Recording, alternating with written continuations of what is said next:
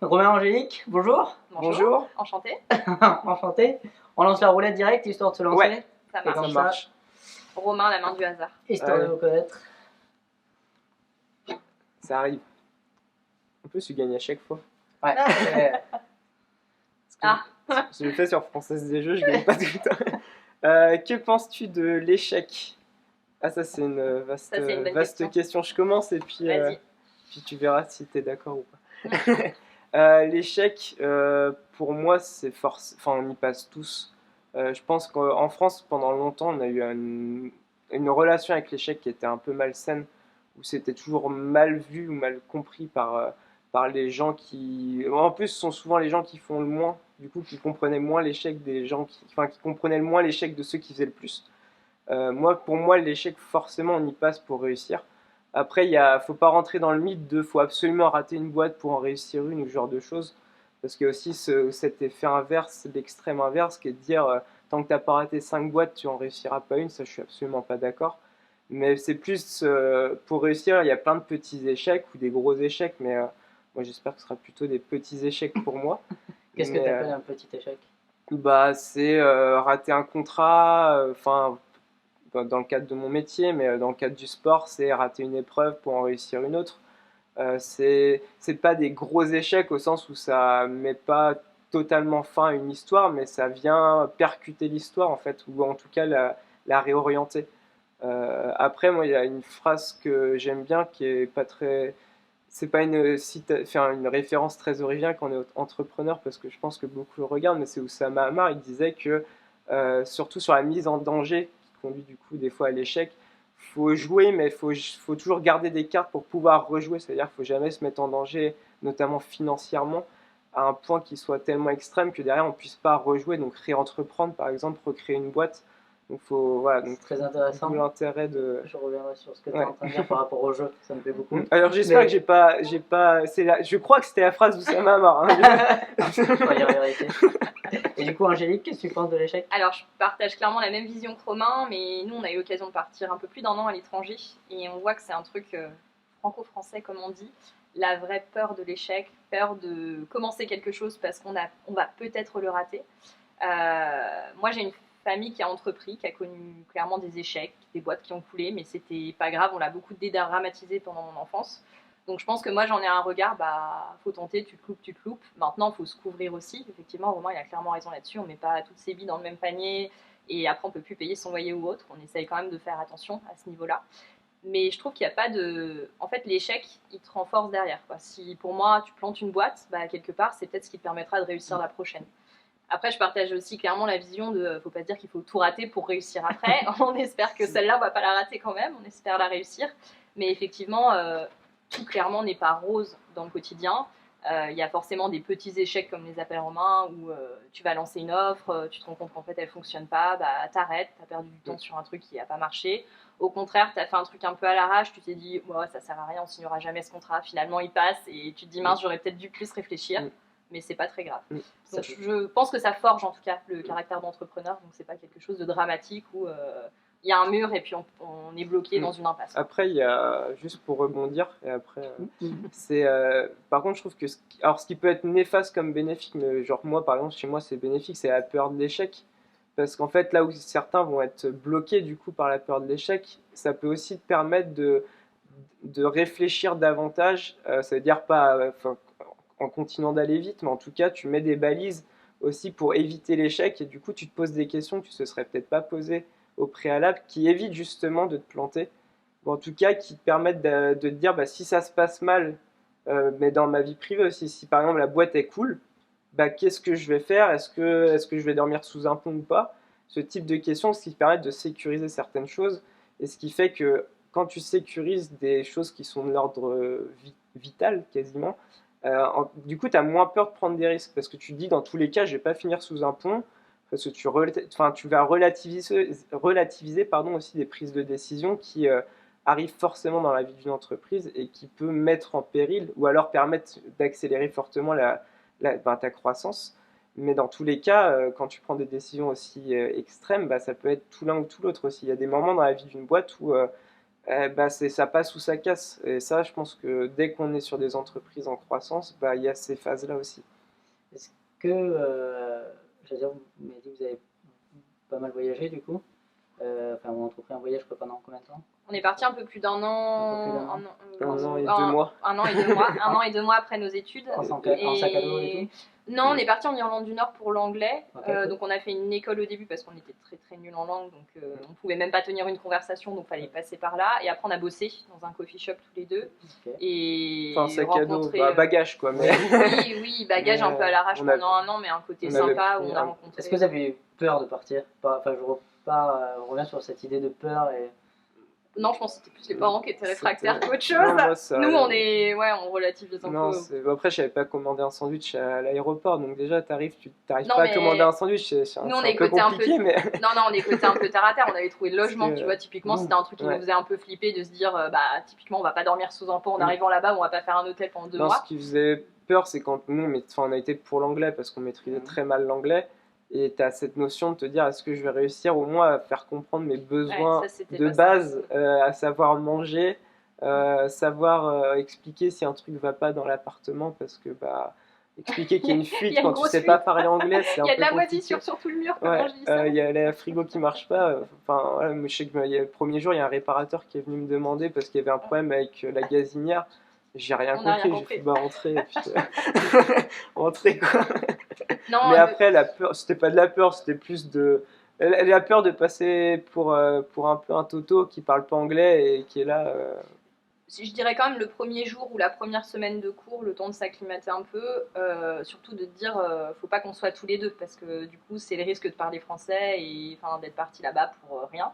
Du coup, je pense que c'était le premier jour de classe aussi, comme tu dis, d'essayer de faire coucou, je m'appelle Angélique, je suis française et j'aimerais bien aller manger avec toi ou faire un truc en extérieur pour pouvoir parler. C'était peut-être un peu cette appréhension-là, mais non, après ça allait. Mais par contre, on ne regrette pas parce que déjà, on était dans un pays particulier, parce que c'est l'Irlande du Nord, donc pas l'Irlande, mais l'Irlande du Nord, qui a une histoire qui est très marquée. Enfin, encore, on l'a vu, malheureusement, encore récemment, il y avait encore des heurts. Donc des années de guerre civile, tout ça. Et c'est là aussi que tu te rends compte qu'en France, pour entreprendre, alors il y a toutes les problématiques d'URSSAF et tout, où ils ne savent pas répondre à une question. Là, je vais me prendre un contrôle URSSAF dans la minute. Mais par contre, on est quand même dans un pays qui est, en tout cas aujourd'hui, à peu près stable. Alors qu'en Irlande du Nord, tu te dis, si ça se trouve, tu vas investir dans une boîte et il va y se passer un conflit 6 mois après, parce qu'il y a ce qui se passe plus ou moins, parce que c'est pas, il y a des conflits entre deux parties là-bas qui est encore très marqué, même si c'est plus avec les armes. Et tu te dis que quand même, tu as un environnement en France qui est, à l'heure actuelle, et j'espère que ça va perdurer, qui est plutôt stable, dans le sens où il n'y a pas de guerre civile. J'espère que ça va durer. Y a pas, on est quand même dans un contexte qui est bénéfique. Il y a des aides aussi quand tu crées ton entreprise qui n'existent pas dans certains pays. Un soutien aussi. Moi, j'ai Pôle emploi. Donc, ce qui est, quand tu lances ton entreprise, ça te permet... ça veut pas dire qu'il ne faut pas générer de chiffre d'affaires, mais le chiffre d'affaires que tu génères, tu peux le mettre en trésorerie, donc sécuriser, tu peux recruter des gens. Ça revient un peu à ce que vous disiez au début sur l'histoire de la peur, et de dire c'est quelque part peut-être d'apaiser cette peur et essayer de l'apaiser. Après, de toute façon, tu n'as jamais de truc sans risque. Enfin, j'ai envie de te dire, le fait d'entreprendre par définition est un risque. Maintenant, nous, on était prêts à passer le cap. C'est pas simple non plus parce qu'on est un couple dans la vie, donc on prend le risque à deux et il n'y a pas le conjoint qui peut rattraper le truc à côté. Donc ça, c'est clairement un risque supplémentaire. Après, quand tu as passé ces barrières-là, j'ai envie de te dire, et la barrière familiale, qui je pense c'est peut-être la pire parce qu'ils ont encore plus peur que nous pour nous. Ça, c'est normal. Le côté parent qui est un peu... Moi, les miens, c'est un peu plus cool. Je pense que les tiens ont un peu plus flippé quand on s'est lancé surtout à deux. Non, mais c'est parce que aussi... Mais c'est normal. Ta famille entrepreneur? Non, voilà. Donc du coup, moi, mon grand-père était entrepreneur, mais il était artisan. Mais c'est un monde qui est pas forcément... Ma famille est pas forcément familière de ce qu'on a. Donc dès qu'on connaît pas quelque chose, on a tendance à se dire même moi dans mes réflexes, je sais que je viens pas d'une famille d'entrepreneurs parce que moi, plus j'ai de trésor, plus je suis content, j'aime bien sécuriser, tu vois, alors qu'il y en a qui vont se dire tous les mois, c'est tout ce que je gagne, je réinvestis, si je gagne 100, je réinvestis 100, moi non, si je gagne 100, je vais mettre 50 de côté, c'est ni bien ni mal en fait, c'est juste une autre manière de... Dans certains contextes, c'est mieux, dans d'autres, c'est moins bien. Et là-dessus, vous êtes d'accord du coup? Toi, tu es plus libre là-dessus. Enfin, tu te sens plus.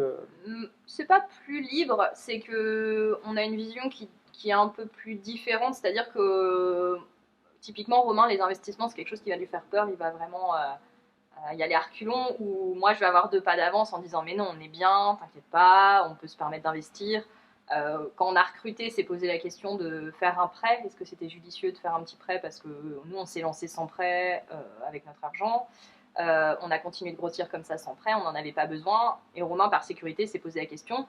Moi, j'étais là, non, on va pas faire un prêt pour faire 5 000 € de prêt, il n'y a pas d'intérêt. Si on demande un prêt, je préférais qu'on demande 50 000 quand on a un gros truc à demander, tu vois. Et typiquement, ça, c'est des questions. Nous, on est accompagné par, on est mentoré en fait par Mouvji. Donc, on a quelqu'un à qui on peut poser. Tu connais un petit peu le concept? Non, où, pas du tout. donc, nous, on a donc c'est un réseau de mentorat en France. Qui est pour les moins de 30 ans. Qui est pour les moins de 30 ans. Qui dépend du CDJ. Alors, ça dépend de réseau entreprendre. Non, pas réseau entreprendre. Mentorat, réseau France Mentorat. Je suis plus sûr du nom. En fait, c'est Mouvji, c'est la marque est plus connue, je pense.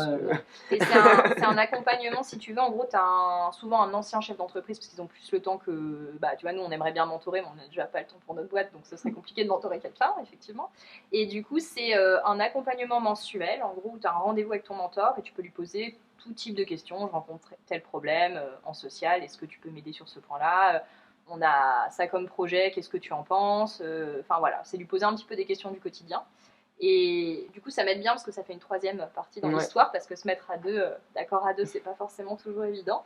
Et du coup, c'est bien parce que ça permet de confronter aussi nos points de vue, mais c'est ce qui fait notre force aussi, parce qu'on pense pas toujours dans la même direction. Donc, parfois, c'est Romain qui va me freiner, parfois, c'est lui. Et du coup, je trouve que c'est assez. On est complémentaires aussi dans le management de l'entreprise. Et après, important. Là où c'est une force quand même, c'est que tout le monde le dit, la trésorerie, c'est le nerf de la guerre. Mais il y a quand même beaucoup qui l'oublient. C'est-à-dire que pour moi, c'est malsain de gérer une boîte avec 50 balles en fin de mois, quoi. C'est pas possible de se dire, tiens, j'ai 50 €. Ça dépend des je suis à 50 € près. Non, pour moi, moi, j'aime. Enfin, ça se compte en mois souvent, mais ça dépend aussi de beaucoup de choses, parce qu'une start-up, par exemple, qui est pas rentable, va devoir réfléchir en amont, de se faire rentrer des investisseurs pour avoir beaucoup plus de mois d'avance qu'une entreprise comme la nôtre qui est rentable dès le premier mois. C'est-à-dire que dès le premier mois, on gagnait plus que ce qu'on dépensait. Donc du coup, tu n'as pas la même relation aussi au mois d'avance, ça dépend du contexte. Moi, je me dis que voilà, si déjà on arrive à avoir quelques mois d'avance... Ce serait plutôt à 1 an de trésorerie d'avance. Ouais, non, je suis un peu taré avec ça, mais en fait, c'est aussi... Moi, je trouve ça plus sain en tant qu'entrepreneur, parce que tu te concentres du coup sur d'autres choses que de te dire comment je vais payer mes factures à la fin du mois. Là, tu te dis comment je vais développer mon entreprise, quels sont les projets en cours et quels sont les projets à faire. Du coup, et puis tu dors mieux en fait, parce qu'il n'y a rien de pire qu'être entrepreneur et de se dire comment je vais payer mes salariés dans 3 jours. Non, puis, et c'est pas sain, et c'est pas viable aussi, parce que faut penser au mental aussi du chef d'entreprise. Parlons-en. Voilà. Alors, parlons-en, mais alors j'allais dire, ça fait déjà 14 minutes qu'on parle et on ne sait pas ce que vous faites. C'est à moi de présenter. C'est la commerciale de l'entreprise. Du coup, nous, on a une agence de communication. On accompagne, notre rôle, c'est d'accompagner le chef d'entreprise dans tous ses besoins en marketing, en design et en communication. On accompagne en France majoritairement, on a quelques clients à l'étranger, mais on essaye quand même de se concentrer sur le marché français. Et on accompagne surtout des petites structures. Alors, c'est pas du tout péjoratif, parce que nous, c'est un vrai choix. On n'a pas du tout envie d'accompagner des grands groupes, des grands comptes. On a eu l'occasion de travailler pour eux dans un passé proche. Et c'est pas ce qu'on souhaite faire. Parce que nous, on a eu envie de développer une vraie proximité en fait, avec le chef d'entreprise. Donc, on va être sur des TPE, des PME, des indépendants aussi, beaucoup, et beaucoup de porteurs de projets finalement qu'on accompagne aussi. Sachant que du coup, nous, aujourd'hui, on a alors on va pas tout dire à ce niveau-là encore, mais on a un business model traditionnel d'agence. L'objectif, c'est de créer une offre complémentaire à ce business model traditionnel. Donc là, on est en train de développer une offre qui va nous permettre de nous adresser aussi à des gens qui ont moins de budget, et pour qu'ils aient un site internet qui soit propre, une landing page qui soit propre, à un coût qui soit, j'espère, le plus largement en dessous de ce qui est pratiqué aujourd'hui sur le marché. mais Donc, correct en termes de qualité. Voilà, ce qui Parce fait que nous, c'est important d'arrêter de voir le low cost un peu comme on peut l'appeler, comme un truc pas cher mais pourri. Nous, on a vraiment envie de donner cette notion de oui, on peut faire du low cost. Faut que vous mettiez à la main, à la pâte, et c'est un peu comme Ryanair, il y aura des options, vous décidez quelles options vous voulez mettre dans votre panier, ça fait le prix final, mais vous avez vraiment un accompagnement. Mais au final, tu vas quand même au soleil assez vite, quoi. C'est ça, exactement. Mais voilà, du coup, ce qui La fait destination que est là. je pense que dans 6 mois, on aura une partie sur mesure comme on fait aujourd'hui, qui est, voilà, qui est sur mesure, donc on facture à l'heure, donc forcément c'est un petit peu plus cher parce que c'est du sur mesure, parce qu'on prend le temps d'analyser les détails du projet avant d'agir.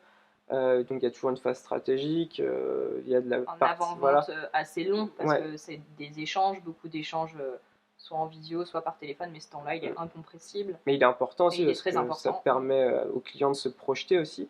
Et puis du coup, il y aura une partie où là, on sera sur des formules un peu plus... Du semi-mesure, voilà, quelque du part. semi-mesure. Et l'idée, c'est d'essayer de combiner ces deux choses-là et de permettre en fait d'avoir une offre qui soit évolutive, c'est-à-dire quelqu'un qui arrive et qui lance sa boîte sans budget, bah, il commence avec une offre qu'on a développée et puis petit à petit, il peut aller sur l'agence parce qu'il a, il a une croissance et il peut se permettre d'investir davantage pour avoir un retour sur investissement qui soit de plus en plus performant. Mais voilà, c'est de l'accompagner aussi dans sa croissance jusqu'au jour où il viendra, j'espère. Sachant que nous, on est vraiment focalisé sur l'expérience client, ce qui fait qu'en fait, nous, on adapte beaucoup notre offre par rapport aux demandes qui rentrent au sein de l'agence. Donc on se refuse jamais quelque chose qu'on n'a pas fait. On étudie pour voir si on est capable d'accompagner le client sur un sujet sur lequel on n'a jamais travaillé jusqu'à présent. Et finalement, c'est cette frustration depuis le début de voir que certains contrats, on ne peut pas les signer par manque de budget, mais qu'en face, ils partent sur des solutions qui sont franchement pas dingues pour le prix qu'ils payent. Et c'est ça qui nous a donné envie vraiment de sortir cette nouvelle offre. Et puis de voir qu'en fait, des fois, c'est des gens avec un petit budget, du coup, on vers une offre qui n'est pas pertinente. Et au final, ils reviennent te voir 6 mois après, et en fait, ils payent du coup ce qu'ils auraient dû payer de base, plus ce qu'ils ont payé qui ne marche pas. Donc l'idée, c'est vraiment d'essayer de trouver un compromis. Et c'est ce qu'on est en train de développer là avec une offre. Donc du coup, on essaye d'avoir un business model, de tendre vers un business model qui soit innovant, c'est un bien grand mot, mais qui soit différent des autres agences de communication. Pour plein d'autres raisons aussi, parce que c'est ce qu'on veut. Ça porte nos valeurs aussi, clairement. Alors justement, j'allais dire, c'est la dernière question sur cette thématique, mais j'essaie de la poser des fois. Est-ce qu'il y a alors pour eux, c'est encore plus compliqué, ou peut-être vous pouvez le faire individuellement, à vous de voir, mais est-ce qu'il y aurait une manière de vous définir, c'est-à-dire autrement que gérant de Ibicom, en tant que personne, du coup, ou en tant qu'entrepreneur, ou alors j'allais dire, ça peut reprendre, je ne sais pas si vous avez une tagline d'Ibicom, mais là, par exemple, si je vous donne l'exemple, mais en gros, je suis allé interviewer Pierre Véron, si je me souviens bien de son nom, c'est Pierre, et qui fait le jouet simple. Là, ça me parle. Voilà. Et du coup, il se qualifie, en fait, si ça reprend, ça le suit, mais comme l'ex-chef des Power Rangers, parce qu'il travaille chez Hasbro, et du coup, voilà. Est-ce que vous aurez un intitulé comme ça, original Si, ce qu'on est en train de rebosser pour l'agence, je trouve qu'il y a un mot qui le qualifie beaucoup. Du coup, on a rebossé un peu notre site, on est en train de rebosser notre site. Et bientôt. Il y avait un mot qui ressortait, c'était le côté honnête. En fait, ça peut paraître vraiment très bête, mais beaucoup de nos clients continuent de travailler avec nous sur la durée parce qu'on est honnête. Et transparent sur nos pratiques aussi. En fait, on est un métier où il y a, alors surtout quand tu vas sur des sujets comme le SEO ou ce genre de choses, c'est quand on n'est pas calé sur le sujet, il y a des gens qui arrivent avec des mots hyper compliqués pour te faire croire que tout est compliqué, pour te donner une facture très compliquée. Qui est complètement inadapté des fois à ce qui est réellement fait. Aux besoins réels aussi. Et du coup, nous, on se dit, on surfacture pas les clients, nous, on fait payer à l'heure, on dit ce qu'on fait, combien de temps on a passé. C'est-à-dire que s'ils ont envie, ils peuvent vérifier si le temps qu'on a passé est cohérent. Ils peuvent voir avec souvent, tu as des gens dans ton entourage qui font des métiers plus ou moins similaires, qui peuvent voir si c'est cohérent. Donc, nous, on leur donne toutes les clés pour vérifier que si on a passé 3 heures sur ce sujet, et on peut leur dire voilà pourquoi on a passé 3 heures sur ce sujet, parce qu'il y avait tel ou tel point qui était plus ou moins compliqué. Et on est aussi capable de leur dire quand ils arrivent avec un besoin un peu farfelu où tu te dis mais ça c'est dans 3 ans que tu en auras réellement besoin. Moi je suis là pour leur dire non, c'est pas ton besoin réel, là tu vas aller mettre sur la table une enveloppe budgétaire que tu n'as pas besoin de mettre à cet instant T. Il y a cette solution qui est intermédiaire qui peut te permettre de vérifier. Par exemple, Nous, on a un vrai truc où, des fois, avant de se lancer, il faut vérifier un peu son offre, vérifier si ça fonctionne ou pas avant de mettre des budgets de folie sur la table. Du coup, nous, on est aussi là pour apporter du conseil, tu vois. Ça va au-delà vraiment d'un accompagnement juste d'une agence de com. Des fois, on revient un peu sur les bases du truc en disant ouais, mais là, ton offre, elle est intéressante, certes, mais tu l'as jamais testée. Il y a peut-être cette solution-là qui te permet de la tester. Et de toute façon, si on passe par là et qu'après, tu veux passer, imaginons, c'est un site vitrine et après, tu passeras sur du e-commerce qui coûtera pour le coup bien plus cher. Et ben, on teste en site vitrine et on repartira de là pour faire ton site e-commerce. Ou les aiguiller vers des outils pour vendre qui sont moins coûteux. Certes, il y a un petit peu moins de fonctionnalités, mais pour tester un produit ou tester une marque, ça sert à rien de mettre 30 000 balles dans un site e-commerce. Mais ce qui veut dire beaucoup, en fait, ça arrive souvent que des gens font ça, et ce qui fait qu'ils ont 35 000 euros de trésorerie au démarrage, ils mettent 30 000 alors qu'ils n'ont pas vérifié leur offre, il leur reste 5 000 et après ils se galèrent parce qu'ils n'ont plus d'argent. Donc des fois, il vaut mieux juste tester pendant 3 mois avec un truc qui tient, où on peut vendre. Et des fois, ça tient beaucoup plus que 3. Enfin, ça tient, des fois, ils le gardent 1 an, 2 ans, 3 ans. Et après, développer une structure qui est beaucoup plus poussée. Mais au moins, quand ils mettent l'argent, ils savent que ça marche, que les clients sont là, ça permet aussi d'adapter l'offre en amont. Parce que forcément, quand on lance un projet, nous, on l'a vu, notre offre, on l'a fait évoluer constamment parce que... à chaque fois, voilà, moi je sais que j'ai retravaillé les offres en décembre, en janvier on a eu des demandes, je fais ça, j'ai pas pensé. parce que on savait pas qu'il y avait des gens qui cherchaient ça et en fait c'était pertinent par rapport à leurs besoins. Mais du coup l'idée, pour répondre à ta question, je pense qu'on essaye d'être l'agence la plus transparente et honnête possible. C'est pas toujours le plus facile parce qu'on peut pas décortiquer chaque minute non plus, mais on essaye d'être le plus en phase aussi avec notre valeur qui était, moi j'ai été éduqué dans tenir sa parole, être honnête, donc c'est finalement c'est juste la continuité de nous en tant que personne. Puis pour finir là-dessus, en fait ça peut paraître bête aussi, on se dit pourquoi tout le monde ne le fait pas, mais clairement il y a un aspect financier derrière, un truc que tu aurais pu vendre 10 000, tu vas peut-être te faire 2 000 dessus. Et ça, c'est une réalité de marché. Et aujourd'hui, nous, on est prêt à le faire parce qu'en fait, on se dit que ces gens-là, on va les accompagner sur la durée et que ce sera clairement bénéfique pour nous. Mais ça veut dire des fois signer des contrats beaucoup plus petits que ce qu'on aurait pu signer. Donc ça, c'est un parti pris. Ça s'est vu entre nous avant. C'est la différence. En fait, c'est ni bien ni mal, c'est des stratégies différentes. Il y en a qui vont se dire, moi, je veux engranger le maximum de cash en un court laps de temps. Et nous, on est plutôt de se dire, on préfère peut-être qu'on va mettre 1 an de plus à générer ce chiffre d'affaires sur ce client. Mais par contre, il va rester 2, 3, 4 ans. 5 ans, et ce qui fait qu'au final, à la fin, on aura généré aussi plus de chiffre d'affaires, mais en plus longtemps. C'est une stratégie sur de la durée finalement. C'est juste une autre approche. Chacun a la sienne. Je dis pas qu'il y en a une qui est mieux que l'autre, c'est juste. Non, j'aime bien. Et après, sur votre site, il y a juste. Je repense à ça, mais il y a écrit notamment un bureau de quoi, du coup, à Chambéry. Ouais. Et il y a Quimper aussi. Ouais. Oui, on est breton. C'est la petite particularité. C'est le but à terme, c'est d'avoir vraiment des agences bureau, un petit peu partout. En fait, à la base, on est toujours là, on a un lieu fixe quand même parce qu'on s'est rendu compte que, contrairement à ce qu'on pensait, c'est quand même vachement handicapant de ne pas avoir de local. Pour plein de raisons, mais l'idée... On n'aurait pas pu faire ce tournage aujourd'hui. Ouais. Si, on aurait fait tout. Nickel. Mais l'idée, c'est qu'on est à Chambéry, enfin à la Ravoire en l'occurrence, mais on n'a pas vocation à être une entreprise 100% chambérienne. On a envie d'être sur différents territoires parce que nos clients aussi sont sur différents territoires. Et on a, forcément, on est breton, on a une attache avec le nord de la France aussi, on a quelques clients. Et du coup, l'idée, c'est... Moi, j'ai toujours trouvé bête, en fait, d'avoir des agences où il y a 100% de l'effectif au même endroit, parce que ça veut dire que tes forces en présence seront à un endroit. Donc, vaut mieux les mettre à plusieurs endroits, à mon goût. Et enfin, là, je parle quand tu te développes, on n'est pas à ce stade-là, mais l'idée, c'est que vaut mieux avoir des gens à Nantes, à Quimper, à Lille et à Chambéry, donc divisé par 4, que d'avoir tout le monde au même endroit, ce qui fait que ta notoriété, elle est 50 km autour de chez toi. Enfin, en tout cas, ta force de vente et puis ta capacité à faire du bruit, entre guillemets, elle est cantonnée à une région. Tu connais moins ton écosystème, parce que tu vois, quand on prévoit des actions de com un peu spécifiques, on les prévoit clairement sur Chambéry, parce que pour nous, c'est beaucoup plus simple.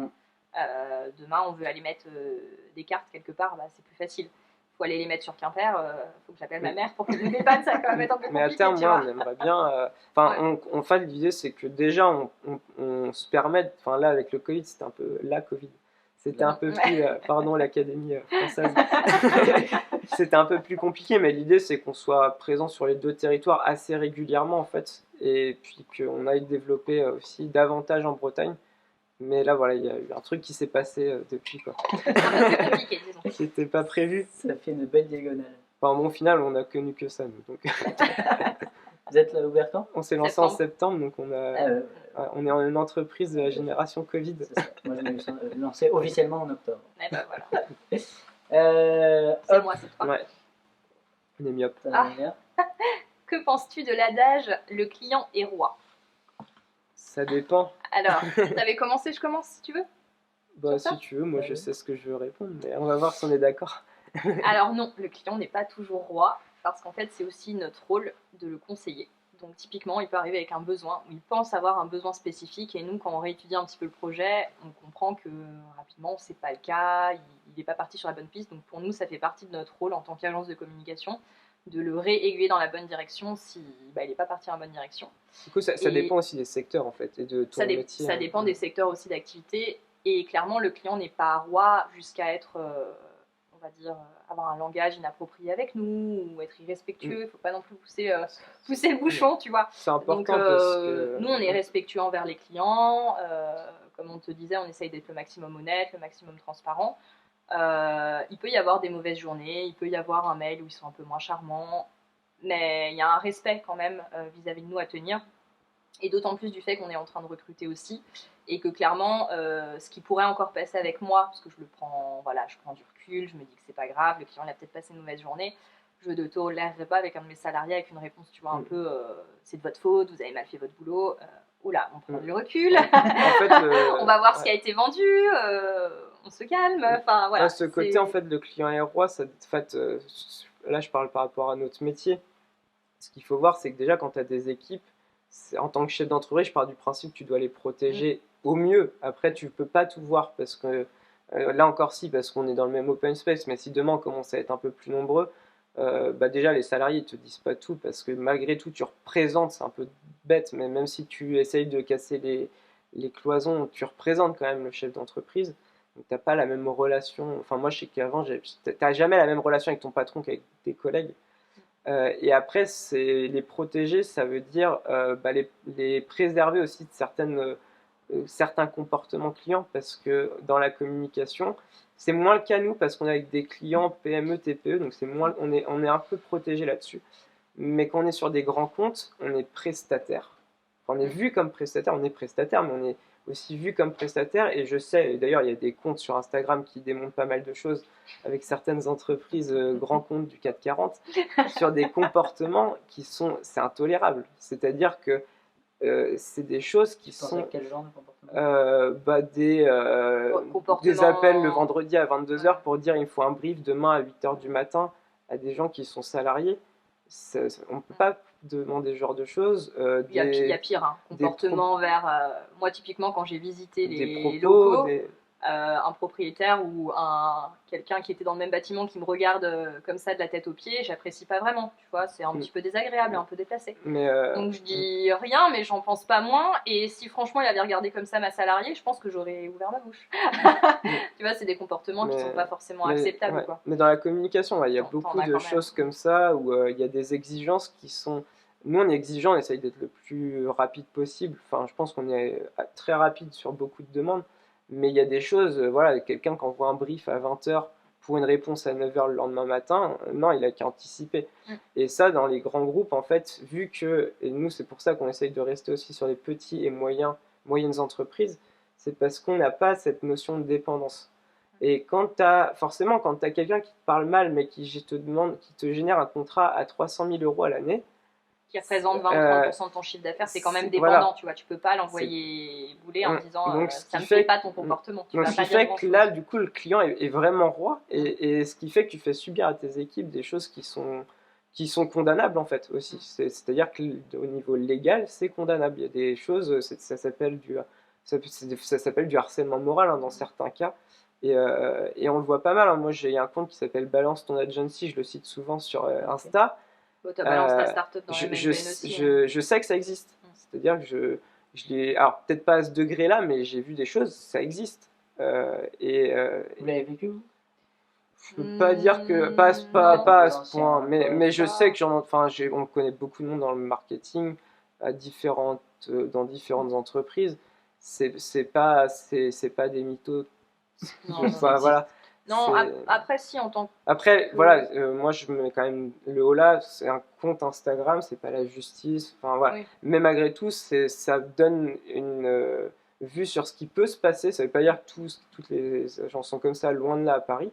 Mais ça existe. C'est-à-dire, et c'est important qu'il y ait des gens quand même qui le montrent, parce que on est en plus dans un métier qui devient quand même précaire dans le sens où on a tellement de gens qui font des formations marketing par rapport au nombre de postes ouverts. Il y a quand même beaucoup de postes, mais malgré tout, il y a plus de chercheurs d'emploi que d'offres disponibles.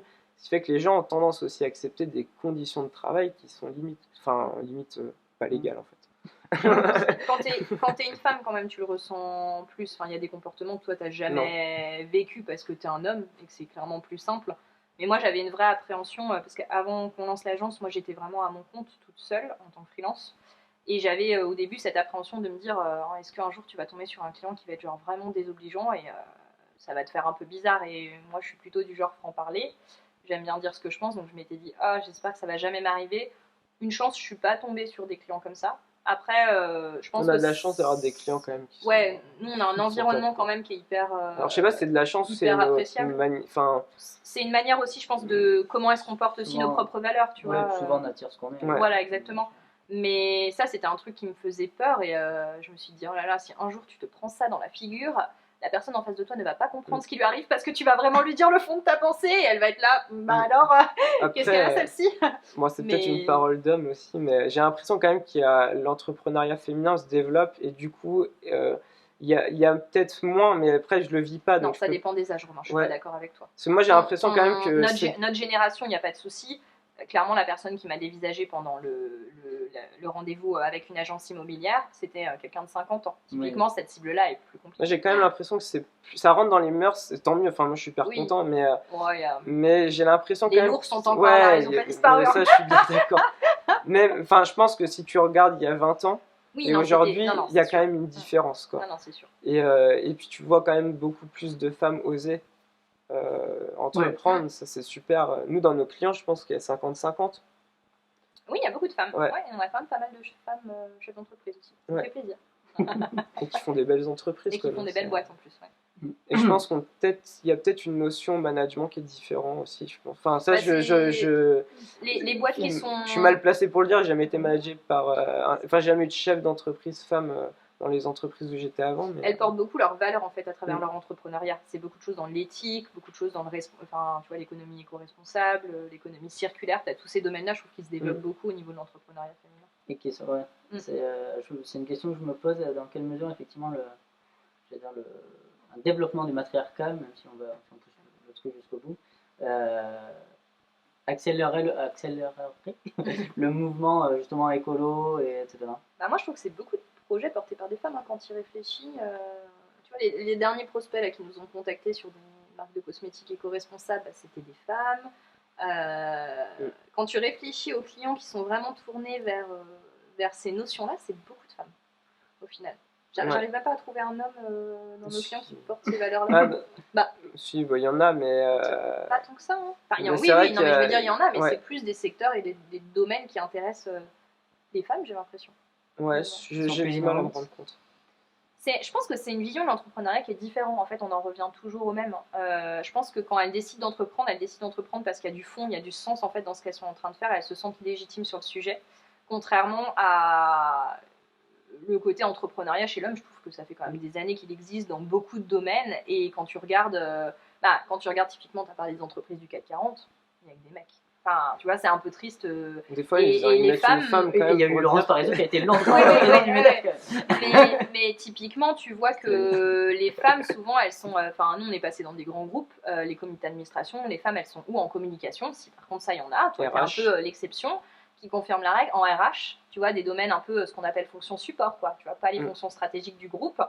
Et c'est un peu triste de les retrouver toujours à ces postes-là et pas dans des postes stratégiques, alors que je pense que certaines femmes ont la poigne nécessaire pour être à ces postes-là. Après, quand tu regardes, c'est global, parce qu'au niveau des gouvernements, alors je parle en France, mais c'est le cas dans plein d'autres pays, c'est pareil, on leur donne des ministères qui sont moins importants. Moi, j'aimerais bien qu'il y ait une femme première ministre, je sais pas comment on peut dire du coup, parce que la preuve, c'est que du coup, on sait pas comment dire. Donc ce serait super, quoi, et je pense que malheureusement c'est pas encore gagné, quoi. Non, puis tu as le schéma classique aussi de la boîte, si on en revient à nous, quand on a décidé de se lancer, c'est poser la question des parts, et que clairement comme on mettait tout notre temps dans cette entreprise, pour moi il était juste qu'on soit à 50-50, on nous l'a beaucoup déconseillé. Nous on s'est dit que voilà, on était aussi un couple dans la vie et qu'il fallait se sécuriser et l'un et l'autre, et que finalement être à 50-50, ça veut dire qu'à un moment donné, si dans notre vie de couple ça n'allait plus, bah, ça nous donnerait envie de faire quelque chose pour notre boîte, puisque de toute façon, on est en train de ruiner notre boîte si on décide, tu vois, que ça va mal entre nous et que du coup, ça impacte l'entreprise. Et du coup, je pense que pour beaucoup, il y avait le rôle de la femme un peu secrétaire dans l'entreprise qui a 10% des parts, tu vois. Concrètement, c'était un peu ça l'idée. C'est vrai. Et j'étais là, moi, je veux pas être la secrétaire de la boîte, les gars, quoi. Je veux bien faire ce poste-là en plus d'autres postes, mais clairement, les décisions stratégiques, elles nous appartiennent à tous les deux. Et dans le management, c'est pareil, on se répartit clairement les tâches pour que il n'y en ait pas un qui prenne le lead aussi par rapport à l'autre. Tu vois beaucoup de boîtes quand même, enfin moi c'est pas mon délire à moi, mais où tu vois 70% des parts le gars et puis la fille se rend 30%. Il y avait il y avait une émission là, je sais plus le nom, qui veut être mon associé, où il y avait un cas comme ça et l'investisseur a dit moi j'investis si vous mettez à 50-50. Bien sûr. Et ouais, moi j'ai passé, parce que je travaille pas mal avec la CCI et je fais tout ce qui est crash test, et du coup en gros c'est des entrepreneurs viennent te pitcher un peu leur projet, puis toi tu leur fais des retours sur l'aspect financier, communication, etc. Et moi j'ai toujours un truc qui me choque, c'est dès que c'est un couple qui arrive, tu peux être sûr que la fille, soit elle va pas être, nous on est travailleurs non salariés de notre entreprise tous les deux, donc soit elle va être genre salariée de sa boîte, mais en même temps elle va y bosser autant que son mari. Et là tu te poses la question, tu te dis, est-ce que vous pouvez m'expliquer le pourquoi vous avez décidé que l'un allait être dirigeant du coup et avoir toutes les parts, et que l'autre allait être simplement salarié. Et donc là, il t'explique que c'est pour sécuriser sa femme et tout, donc ok, pourquoi pas. Et là, je me retourne vers la fille et je lui dis, mais vous vous rendez compte que si demain vous vous séparez de votre conjoint, vous n'avez aucune part dans cette société que vous aurez mis des années à construire. Et là, elle me regarde un peu genre surprise, et je dis, c'est une réalité, allez vous renseigner auprès d'un avocat, faites quelque chose, parce que clairement, tu n'auras pas les mêmes droits que ton mari sur cette société, quoi. Et nous, ça nous semblait indispensable, parce que même si ça peut paraître un peu casse-gueule, je pense, pour certains de partir à 50-50 par rapport à l'entente, c'est ce que je te disais tout à l'heure. Des fois, on est en désaccord sur un sujet, mais il faut bien qu'on finisse par se mettre d'accord. Je trouve qu'il y a plus de risques à 70-30 qu'à 50-50. Non, souvent, qu'il y en ait au moins 51-49. Oui, ou 51-49. Pouvoir en décision. Après, la question, c'est justement, c'est le sujet sur lequel je voulais venir, justement, de comment on gère une boîte en couple. Et j'allais dire, moi, la question qui m'interpelle derrière, parce que ça faisait partie d'interviews que j'avais faites avec une femme entrepreneuse, et qui était justement l'histoire des pensées et de quand est-ce qu'on coupe. On coupe pas souvent pour le moment. Il faut qu'on travaille sur ça. Dans les débuts, je pense que c'est important de s'y mettre à 100%. Après, on a fait aussi ça à une période de notre vie où on n'a pas d'enfants, où tu vois, on peut aussi consacrer beaucoup de temps à notre boîte. La situation pandémique nous aide beaucoup, puisque de toute façon on peut pas voir nos potes et que les repas le week-end c'est un peu mort. La semaine on finit toujours tard, donc de toute façon quand on rentre c'est déjà le couvre-feu, donc on peut voir personne même pour boire un coup. Donc ça aide pas mal, et du coup on se concentre là-dessus. Par contre on sait très bien que ce rythme-là on peut pas le tenir 8 ans, tu vois.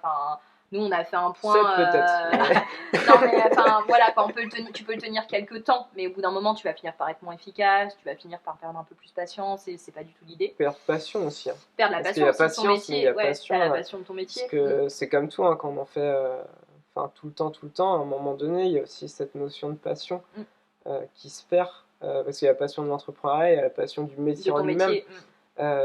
C'est important. Moi je pense que le jour où j'aurai plus la passion, et je sais que ça m'arrivera parce que je me connais, il s'épuise vite, Romain. Moi je suis pas capable d'être 20 ans dans une même boîte.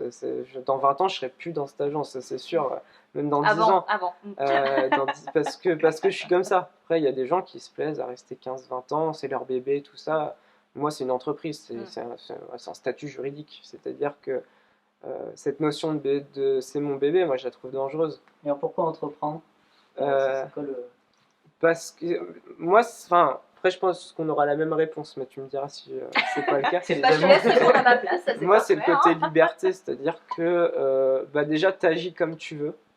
C'est-à-dire que tu ne dois pas demander d'autorisation pour agir, tant que c'est dans le cadre de la loi, hein, évidemment. Mais C'est bien de le préciser. t'as ça, t'as le côté. Moi, j'ai toujours trouvé ça dur de s'affirmer en tant que salarié. Moi, en tout cas, j'ai toujours eu du mal à m'affirmer, à faire passer mes idées parce que tu es dans un cadre hiérarchique où, par définition, même si ton idée est bonne, mais que la personne au-dessus de toi a décidé qu'elle était mauvaise, bah elle est mauvaise du coup. Alors que là, bah, tu fais ce que tu sent veux. le vécu.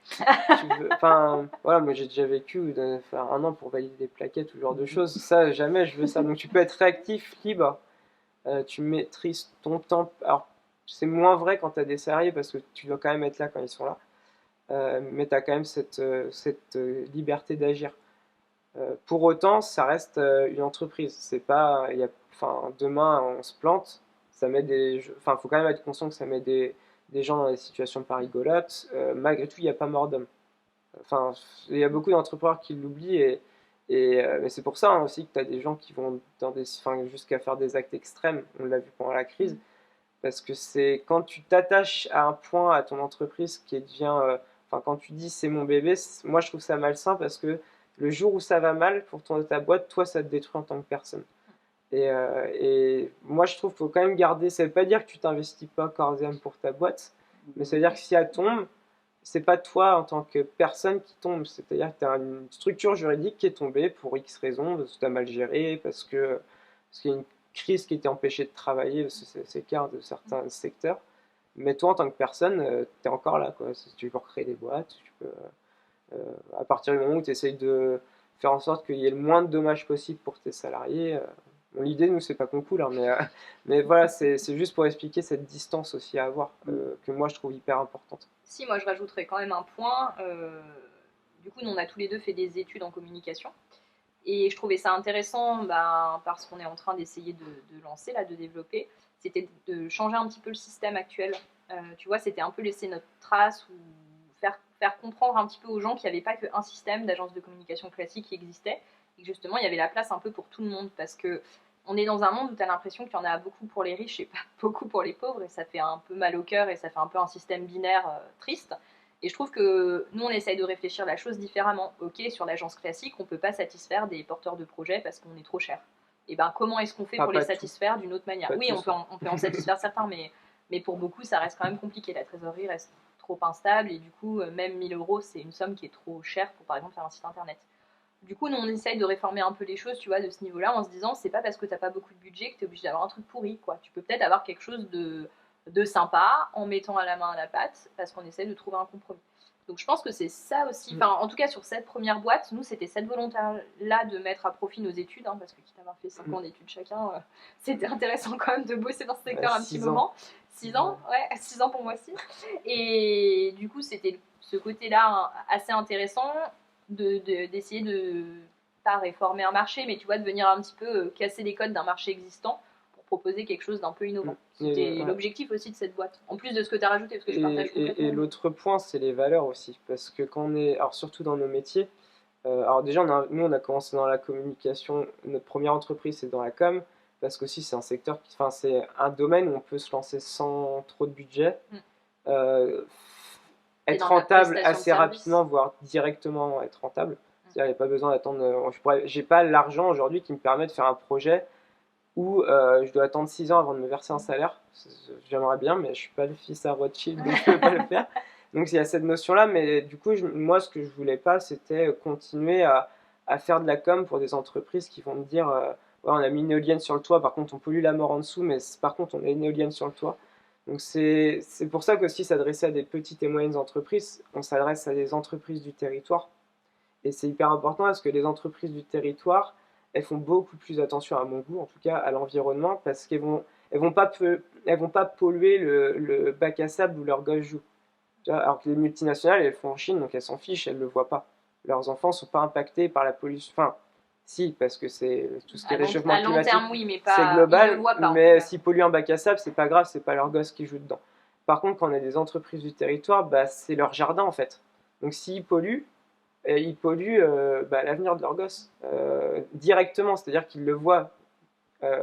Alors que les pollutions qui sont faites à l'extérieur, les externalités négatives qui sont faites en Chine, le temps, ils voient, on me dit, voilà, il y a réchauffement climatique, mais sinon, dans leur piscine, ça bouge pas trop, quoi. Le jacuzzi est Donc, encore en marche. c'est pour ça que nous, on voulait aller sur des entreprises de territoire aussi, parce que il y a on fait beaucoup attention à nos gestes au quotidien, sur le côté environnement. Au mieux, en tout cas, on n'est pas parfait. On prend quand même la voiture quand il pleut. Voilà. Mais on fait attention. Mais du coup, on voulait que ça se traduise dans les faits. Et on trouve que la communication aussi, ça sculpte les opinions de chacun. Ça sculpte une mentalité de société. Et je préfère sculpter ça dans le sens de ce que j'estime le bien. Et pas dans ce que j'estime le mal. Alors, bien et mal, c'est des notions très floues, mais chacun a sa notion du bien et du mal, mais moi je voulais que ce soit en lien avec ça, et du coup je préfère soutenir la petite entreprise locale qui fait bosser d'autres gens autour que l'entreprise qui va bosser avec des Ouïghours qui sont pas payés dans des conditions inacceptables. Quoi. C'est parfait, ça nous emmène sur la dernière boîte. C'est la vision du monde et de l'avenir. Je bois un coup. Tu vois, le verre d'eau, il était bienvenu. Ouais. Ah, vous êtes bavard, hein. Faut pas qu'on oublie les pizzas. Attends, on sait pas, c'est jaune ou c'est jaune? Si, c'est jaune. Oh bah alors là, je te laisse. Hein. Comment imagines-tu le futur? Vaste question. Pour nous ou pour le global? Les deux. C'est vrai qu'on vit dans le global. Non, mais ça peut commencer par le futur d'Ibicom. Ouais. Pour notre futur à nous, ce qu'on veut, c'est sortir du schéma classique d'agence, donc réussir à nous adresser aussi à des plus petits porteurs de projets en termes de budget, je parle. Réussir à développer des marques aussi en dehors de l'agence. On a des idées de marques. L'idée, c'est de diversifier au maximum notre activité et de rendre par conséquent l'entreprise viable. Donc l'idée, c'est pas de dépendre que d'un seul business model, mais c'est d'en avoir plusieurs pour qu'en fait on ait presque 3 ou 4 entreprises dans l'entreprise, et puis aussi que le jour où on aura une équipe plus conséquente, ils puissent passer d'un projet à l'autre, ce soit pas toujours la même chose quand ils se lèvent le matin. Ce qui veut aussi dire que s'il y a moins de clients, parce que c'est toujours un flux, tu vois, entrant de clients qui arrivent, de récurrence clients, ce qui fait que tu peux toujours avoir des périodes un peu plus creuses qui sont... Tu peux pas les anticiper en fait, ces périodes-là, c'est toujours compliqué. Ce qui fait que si on a des projets dans le projet, l'intérêt c'est que les équipes, tu peux toujours les mettre sur des trucs intéressants pour l'entreprise. Alors que si t'as rien à côté, que t'as que les clients et que toi t'as fait ta com, t'as fait tes trucs, t'as rien à faire en interne, le salarié tu lui donnes quoi? Il n'y a pas grand chose à faire. Et puis après, c'est pour ça aussi qu'on a pensé ça en se disant c'est quand même dommage de se retrouver dans une boîte où t'as plus rien à faire parce que le système d'agence ça fluctue quand même beaucoup. Et c'est impossible de le prévoir. T'as beau être le plus organisé de la Terre, tu peux pas dire à ton client toi ce serait bien que tu m'appelles le 15, toi ce serait bien que tu m'appelles le 20, toi ce serait bien le 25. Non, ils ont tous ces besoins aux 3, tu vois, et puis ça tombe comme ça et tu réponds aux besoins. Et puis après, nous, là c'est un peu plus de l'ordre du rêve au niveau de l'agence, c'est qu'on développe une offre. On aimerait beaucoup, grâce à cette offre, faire entrer dans le monde de l'agence aussi des gens qui n'ont pas tout le temps bac+5. Parce que j'aimerais bien que des gens qui sont dans des situations professionnelles, il y a beaucoup de jeunes qui sont dans des situations à 18 ans, ils ne savent pas quoi faire, ils n'ont pas de job et ils se galèrent. Ils ont pas envie de faire des thunes, ils vont voir la mission locale, mais moi je pense qu'il y a moyen, j'aimerais bien qu'on réussisse à donner des places. Alors on ne va pas changer le monde, mais que notre agence soit un peu plus diversifiée que toutes les agences qu'on voit. Je dis pas que les agences sont pas diversifiées, mais c'est quand même souvent bac+5, des petites lunettes. Voilà. Le stéréotype de la. Non, mais c'est vrai, c'est souvent les mêmes profils qui sortent d'écoles de commerce ou d'écoles de com. Moi, j'aimerais bien qu'il y ait des gens sans diplôme. J'adorerais, mais aujourd'hui, c'est dur de le faire sur un business model comme on a, qui est traditionnel. Par contre, sur ce qu'on a en tête, je pense que c'est jouable. Mais là, c'est de l'ordre de ce qu'on adorerait faire, et ça a le temps de changer 1000 fois, mais si j'arrive à faire ça, si on arrive, parce que là je parle à la première personne, mais si on arrive à le faire, je trouverais ça beau de se dire elle a une utilité aussi, qui est de l'ordre de réinsertion sociale, c'est rentrer dans le cadre de la réinsertion sociale. Alors je crois qu'il faut être une asso, je maîtrise pas encore tous les codes, on s'adaptera en termes juridiques, mais réussir à s'approcher un peu de ça et de s'en inspirer de tout ce qu'est l'économie sociale et solidaire. Donc réussir à l'intégrer dans une agence de com, sûrement que ça se fait déjà, mais que j'ai jamais rencontré ce modèle. Mais sinon on arrive à le faire, ce serait top. Mais là, je parle Oui, Ouais, combien non. Bah, À 20 ans, quand tu sors le, là le Non. plus... si dans 2 ans on ira, je serais Oui, très, très alors content. loin, nous, tu sais, 2 ans, c'est déjà loin pour nous parce qu'en un an, tellement de choses à changer au niveau de l'agence que finalement. Non, c'est dur à dire. Si, je mais, pense que 2 ans, c'est déjà pas mal. Mais En sinon, termes d'équipe, vous avez un objectif quelque part Alors, nous, on n'a pas d'objectif en termes de. Tu sais, t'en as certains, ils veulent arriver à une équipe de 100 personnes, c'est leur rêve absolu. Nous, c'est plus que. En fait, on a atteint nos limites rapidement avec Romain, de se dire, bah, à deux, on peut pas tout faire. Il y a aussi une partie cachée que tu vois pas de l'agence qui est bah, la compta, hein, les trucs un peu moins rigolos, mais qu'il faut clairement gérer parce que sinon, t'as pas de trésorerie qui rentre. appeler l'URSSAF. Voilà, appeler l'URSSAF, se batailler avec l'OPCO pour enfin s'inscrire à l'OPCO au bout de cette semaine. Tu vois, ce genre de petites choses un peu sympas de la vie d'entrepreneur. Mais du coup, nous, on s'est vite rendu compte, on s'est lancé en septembre. En novembre, on avait déjà un petit panel de clients et tout intéressant. Et quand tu as eu le reconfinement, du coup, où les commerçants ont fermé, là, on s'est pris une dose de travail comme ça nous était juste jamais arrivé. Là, on s'est dit, ok, être deux, ça a quand même vite ses limites parce que quand tu as tous les clients de l'agence qui t'appellent la même semaine et qu'il faut leur faire des trucs pour dans 3 jours, nous, concrètement, c'est on dort plus. On vit client et en même temps, même en se donnant à fond comme ça, si tu as 2-3 clients ou 2-3 prospects qui rentrent, on peut même pas les prendre parce que concrètement, on n'a même pas l'énergie de produire quelque chose pour eux. Du coup, nous, on s'est rapidement posé la question, ce qui fait qu'en janvier, je crois qu'on a commencé à se dire que fallait commencer à se dire on va pas rester deux, on va essayer de recruter, sauf que le recrutement voulait dire local, voulait dire gros investissement pour nous. Donc on a fait les choses, je crois que tu l'as compris, on est un peu terre à terre, donc on a pris rendez-vous avec notre comptable. Je fais mes petits On calculs. lui a dit, voilà, on pense que ça va nous coûter tant, est-ce que tu penses que c'est OK niveau trésor, qu'est-ce que tu penses qui est cohérent. Donc nous on s'était dit, au lieu de proposer des CDD ou des CDI directement, est-ce que c'est pas intéressant de venir former des jeunes, parce que nous on a fait des contrats d'apprentissage, Romain et moi, et nous on a été contents que des entreprises nous donnent cette chance. Et il y a ce côté, nous on n'a jamais managé. Aussi, clairement. Donc c'est-à-dire que nous on apprend autant que là du coup nos stagiaires ou les alternants. En fait on manage par rapport à ce qu'on a aimé et pas aimé dans notre manière d'être managé auparavant. Mais on n'a aucun code du management. Moi mes parents ils n'étaient pas managers, je sais pas comment ça fonctionne vraiment, si ce n'est par rapport à ce que j'ai vu. Donc du coup c'est vrai que recruter des alternants ça te permet aussi de se rassurer parce que c'est quand même plus simple, je trouve, d'aller manager des alternants que de dire on va recruter quelqu'un de 40 ans qui a 10 ans de plus que nous et on va lui expliquer la vie. Déjà, je ne vois pas le management comme ça, mais déjà, il y a une posture à avoir que on n'est peut-être pas encore prêt aussi de recruter des gens plus âgés que nous. Voilà, c'est de la confiance en soi autant que. C'est plus de la confiance en soi que de la rationalité économique en fait. Moi, c'est comme ça que j'ai senti. Non, mais même quand on a commencé à recevoir les candidatures pour les apprentissages, il y en avait certains qui étaient au-dessus de nos âges. Donc, Romain a 29 ans, moi j'en ai 30. On avait une candidate notamment 33. J'ai regardé Romain, j'ai dit non, moi je le sens pas. Enfin, tu vois, premier recrutement, quelqu'un qui est plus âgé que toi et en plus qui est du coup encore en études. Donc, tu te dis, attends, pourquoi elle est encore en études à 33 ans Tu vois, tu commences à te poser plein de questions. Nous, on s'est dit, on va faire quand même plus simple.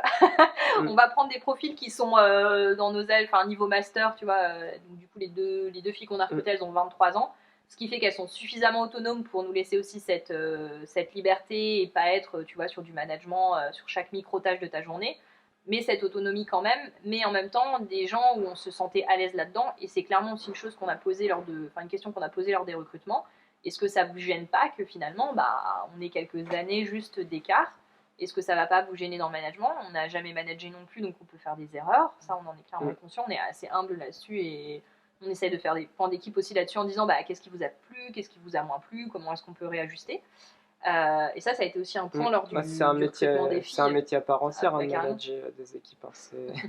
Déjà, même dans l'organisation même de son propre... Moi, j'étais habitué, voilà, 8h, elle est pas... Enfin, non, 9h15, parce que moi, je ne mange jamais à 8h. Je bosse tard le soir, mais le matin, c'est pas mon truc. Et je me disais, voilà, allez, j'enchaîne tac, tac, tac. Sauf que quand tu manages, tu es obligé d'être à l'écoute. Donc, tu te dis, là, je vais couper pour aller voir. Il y a quelque chose donc, de bien... C'est une autre approche à laquelle il faut se faire quand on... Surtout moi qui ai tendance à être en mode TGV. Non, il y a quelque chose de plus compliqué aussi, c'est que nous, on a eu l'habitude de travailler ensemble pendant nos études. ça fait 10 ans cette année qu'on se connaît. En fait, aujourd'hui, on se parle plus pour faire les choses. Et c'est un gros risque parce que tes équipes, tu ne peux pas ne pas leur parler et les laisser comme ça en toute autonomie parce qu'on se comprend, on sait qu'implicitement sur un projet, il va faire telle chose, mais en fait, limite, on n'a plus besoin de se dire les choses hors une équipe. Faut communiquer avec eux, tu vois. Faut réapprendre ces bases-là, de se dire, ok, ça va te demander du temps. Donc, on a aussi essayé de se structurer, nous, quand les équipes sont arrivées, pour se dire, ok, on va essayer de les mettre en autonomie, de leur faire un planning pour la semaine pour qu'ils aient des billes, parce qu'il n'y a rien de pire. Nous, on l'a vécu aussi en entreprise que d'arriver et de te dire, ok, je vais faire quoi aujourd'hui, tu vois, et d'être un peu genre, bon, je fais quoi de ma journée? Ok, ils sont pas dispo, ils sont en réunion. Bon, j'attends qu'ils sortent de réu. Tu vois, nous, on essayait de cadrer un peu les choses à ce niveau-là pour que ce soit le plus fluide possible. Et pour en revenir quand même à la question de base qui était le recrutement, du coup, aujourd'hui, et qui était le futur, clairement, nous, c'était l'étape la plus compliquée pour nous parce que ça voulait dire enclencher la recherche d'un local, le trouver, s'installer, trouver les équipements, l'aménager, ce qui fait que tu sors beaucoup de trésorerie. Ça va? Non, ça va, mais je la vois remonter, donc ça va. Du coup, c'est vrai que tu sors un gros billet d'un coup, un peu sur un même mois, tu vas venir sortir les frais d'agence, enfin tout ce qui sort, donc ça monte extrêmement vite. Et du coup, nous, on se dit que là, on a passé le cap le plus difficile limite, parce que demain, quand on recrutera, on se posera juste la question du recrutement et d'un ordi, et que concrètement, ce sera à tous les coups à sortir. Contrairement à ce qu'on a vécu là, qui était très intense en termes de... Parce qu'on a fait un mois de recrutement du coup de nos 2 apprentis, ce qui nous a demandé du temps et beaucoup d'énergie. Et on a enchaîné sur l'emménagement du local. Alors, ce qui était bien et moins bien, parce qu'on a fini 2 mois rincés complètement en se disant, mais c'est quand qu'on voit l'heure de pause, tu vois, l'apéro avec les amis, même en visio, on s'en fout. Juste un petit temps pour nous. Mais ça, c'était la partie, je pense, la plus compliquée. Et... Pour moi, je pense que ça doit... Alors, il y a d'autres phases plus tard, mais c'est sûr. Je pense que c'est quand même une phase assez difficile parce que tu es une entreprise jeune avec un peu de budget. Ça dépend par rapport à quoi et par rapport à qui, mais peu de budget quand même. Et du coup, tu as une part d'investissement par rapport à ton capital global qui est quand même conséquente. Je pense même pas qu'on aura, en termes de part, je parle vraiment de part là, de capital, je pense pas qu'on aura des investissements aussi conséquents à l'avenir. Donc là, c'était vraiment, faut tout acheter. Puis il faut être sur tous les fronts parce qu'en fait, le week-end, tu es en train d'aménager ton local, mais je veux dire, tes clients, ils t'oublient pas. Tu arrives le lundi, tu as 15 mails en attente dans ta boîte mail. Du coup, il ne faut pas non plus oublier les clients parce qu'en fait, les oublier pendant cette période, c'est peut-être les perdre. Et du coup, c'est ce qui peut fragiliser ta boîte aussi sur le long terme. Donc, nous, on n'a pas d'objectif de nombre. Je dirais qu'en fait, on va recruter au fil de l'eau. On essaye aussi de s'entourer de personnes qui peuvent faire le tampon de freelance pour des missions spécifiques où on sait qu'on n'a pas un temps plein à leur consacrer en interne et que du coup, il faut quand même trouver cette compétence en externe. C'est dangereux de réfléchir en termes de nombre. Ouais, nous, on n'est pas comme ça. Parce que du coup, tu te trompes. Je sais que certains entrepreneurs le font, mais en fait, tu te trompes d'objectif. Parce qu'en fait, l'objectif, c'est pas de... Ok, tu es là pour créer des emplois, dynamiser le tissu local. Quand tu es entrepreneur, c'est la base. Pour autant, moi, je préfère qu'on crée que 10 emplois à terme, mais des vrais emplois bien stables et tout ça, où les gens savent qu'ils vont être payés en fin du mois, payés correctement, heureux au travail, que d'en créer 3 fois plus et que ça ne fonctionne pas. Donc c'est plus... Moi, je pense qu'il vaut mieux créer moins de jobs, mais un peu mieux, que d'en enchaîner, parce qu'il y a ce côté qui a le plus gros château. Moi, c'est pas mon truc. Mais après, je sais qu'il y en a qui ont besoin de ça. Non, mais on a aussi une autre vraie chance, c'est que on a fait les mêmes études, mais on n'a pas les mêmes compétences. Et ce qui fait qu'on est très complémentaires aussi, qui nous permet de répondre à énormément de besoins clients. Et c'est ce qui est clairement notre chance aujourd'hui, parce que tu as peu de profils. Quand tu vois tous les services qu'on a listés sur notre site, c'est des choses qu'on fait nous, Romain et moi, il n'y a pas besoin de prestataires externes. Sauf qu'en fait, finalement, comme on a été très curieux et on est allé fouiller sur des domaines de compétences, tu vois, qu'on n'a pas validé forcément pendant nos études, on a développé un truc où, quand je te dis répondre aux besoins du chef d'entreprise, aujourd'hui, on est capable de répondre à 98% des demandes entrantes. Donc ça, c'est notre vraie force aussi. Mais à un moment donné, les journées sont trop courtes. Donc c'est pour ça qu'on recrute, parce qu'on a beau avoir des compétences, les journées, à un moment donné, il faut qu'elles se terminent. L'enjeu sur la boîte, du coup, avant de parler du futur global, mais ça va être de bien recruter et de continuer à avoir des clients aussi, bien recruter, développer nos offres et aussi bien former les jeunes qui vont nous rejoindre, parce que les alternants d'aujourd'hui, l'idée c'est que ça devienne les salariés de demain et peut-être les managers de demain. Et ça, c'est à prendre en compte dès le début. Parce qu'il y a on peut pas dire voilà la méthode de travail et puis au bout d'un moment dire en fait on change complètement, rien à voir, on oublie tout, on repart. Non, faut quand même mettre les bases d'entrée de jeu parce que c'est les petits gestes un peu bêtes du démarrage vont devenir des éléments fondateurs de ce que sera l'entreprise dans 3-4 ans. La notion de gestion du temps, par exemple. Nous, on le fait aujourd'hui, même avec nos stagiaires, pour essayer de leur dire voilà comment on manage le temps. On essaie de le faire au mieux, hein, on n'est pas parfait non plus, mais parce qu'en fait, par rapport au modèle qu'on veut avoir, dans 3 ans, la notion du temps, ça va être là, c'est important, mais dans 3 ans, c'est ce qui va assurer la viabilité de l'entreprise. Surtout si on est sur si on veut permettre à des gens d'avoir accès à des outils de qualité à pas trop cher, bah on va réussir à le faire parce qu'on maîtrise notre temps. Sinon, on n'est pas rentable. Donc, si on n'est pas rentable, soit on augmente nos prix, soit on coule. Du coup, je pense que globalement, les gens, ils augmentent leurs prix. Et du coup, votre vision, comment vous rêvez le monde plus tard Moi, j'aimerais juste qu'il soit un peu plus sain. Je trouve que. Alors, qu'est-ce que ça veut dire sain? En fait, je trouve que cette crise, elle a réveillé beaucoup de choses. Et ce qui était vrai avant la crise, ce que je te disais, pauvre, riche, je trouve que l'écart s'est encore creusé. Et je trouve que c'est de pire en pire. Et tu as une partie de la population, mais une grande partie de la population, je pense, qui se sent vraiment lésée dans son quotidien.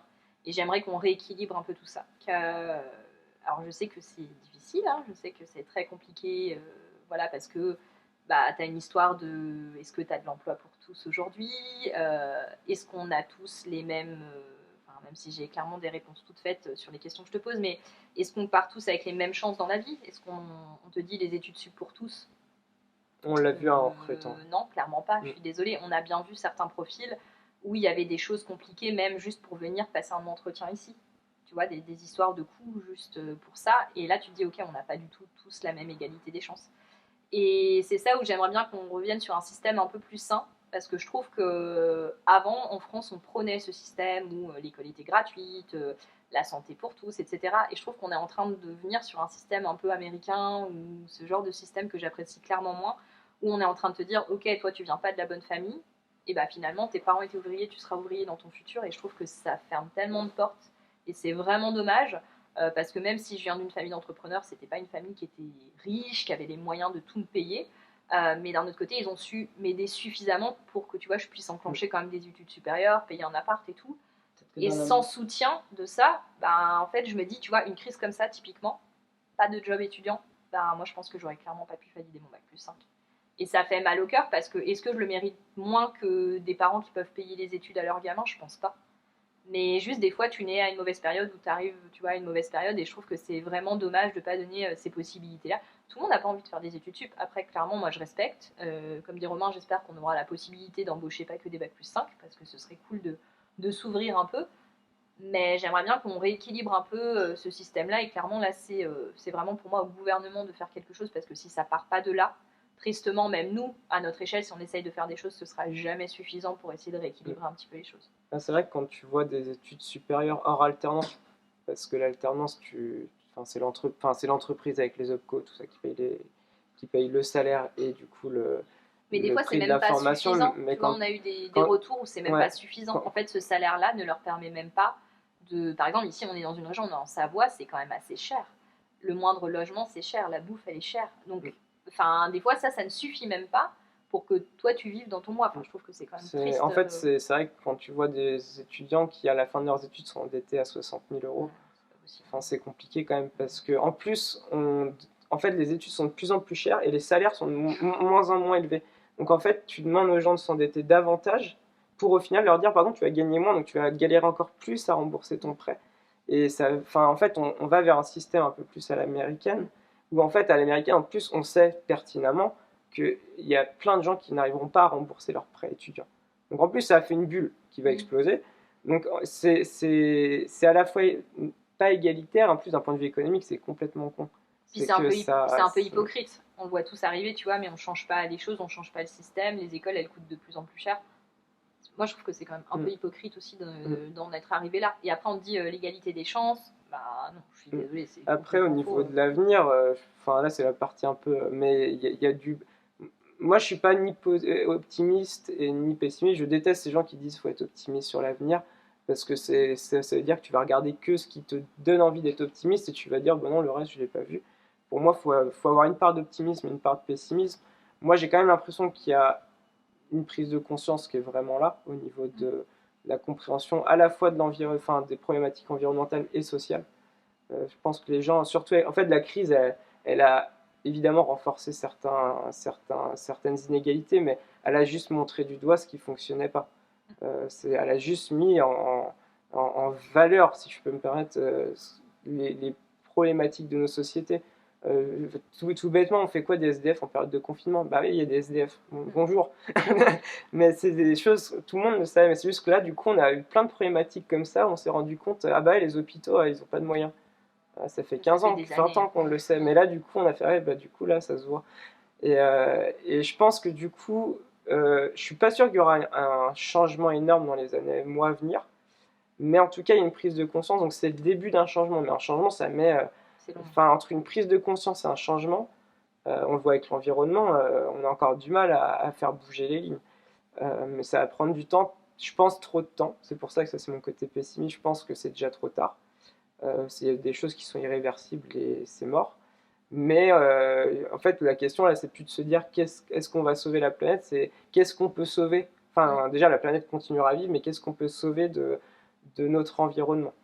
Et là, c'est clairement le sujet de notre génération, et c'est pour ça aussi que je pense que les entrepreneurs et entrepreneuses doivent se saisir de ces sujets et de se dire, bah, peu importe leur business model, peu importe ce qu'ils vendent, bah déjà, est-ce que ce qu'ils vendent, ça sert à quelque chose? Nous, on se pose vraiment la question, parce qu'en tant qu'agence de com, on n'est pas médecin, on n'est pas... Donc, il y a de la futilité dans la communication de base par le métier, mais c'est comment est-ce qu'on veut accompagner finalement pour pallier ça? Est-ce qu'on a envie d'accompagner un truc ultra polluant? La réponse est clairement non. Après, le problème, c'est que c'est pas forcément tout le temps binaire. C'est pas blanc, noir, et que souvent, tu es dans une zone grise où nous, on se pose beaucoup de questions en se disant, ok, est-ce que finalement, ça rentre dans nos valeurs d'accompagner telle ou telle typologie de client? Ça, c'est une vraie question aussi qu'on se pose. En fait, au début, on s'était dit éco-responsable, donc ça veut dire noir ou blanc, quoi. Et en fait, la plupart du temps... bah non, un garagiste indépendant et local... on ne peut pas dire qu'il soit éco-responsable, c'est lié au domaine de l'automobile. Pour autant, en Savoie, il n'y a pas de voiture, personne bouge, hein.